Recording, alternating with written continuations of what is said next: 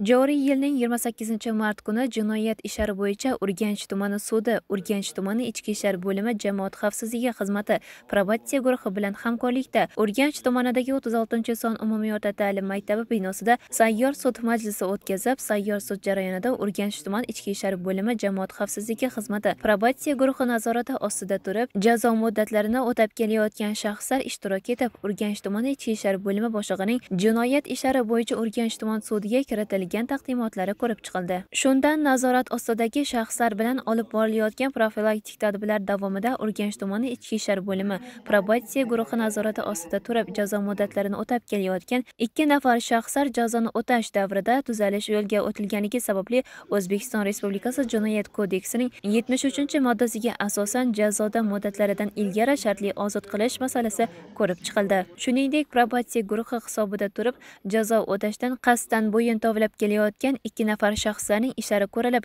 shundan 1 nafar shaxsning jazosi O'zbekiston Respublikasi Jinoyat kodeksining 48-1-moddasiga asosan ozodlikdan mahrum qilish jazosiga almashtirildi va yana 1 nafar shaxsning ishi keyingi sud jarayonlarida ko'rilishi belgilandi. Bundan tashqari, ma'muriy huquqbuzarliklar sodir qilganliklari sababli O'zbekiston Respublikasi Ma'muriy kodeksining tegishli moddalariga asosan 3 nafar shaxslarga nisbatan ma'muriy qamoq jazosi tayinlandi. Keng jamoatchilik ongida jinoyatchilikka qarshi kurashish, qonun ustuvorligi, jazo muqarrarligini singdirish hamda hozirda dolzarb bo'lib turgan yoshlar o'rtasida jinoyatchilikni oldini olish to'g'risida sud raisi Yakubov ma'ruza qilib o'tdi. Bundan tashqari, nazoratdagi shaxslarni ijtimoiy reabilitatsiya qilish, bandligini va kasbiy ta'lim olishlarini ta'minlash, shuningdek, ular tomonidan takroriy jinoyatlar sodir etilishini oldini olish maqsadida profilaktik suhbatlar o'tkazildi.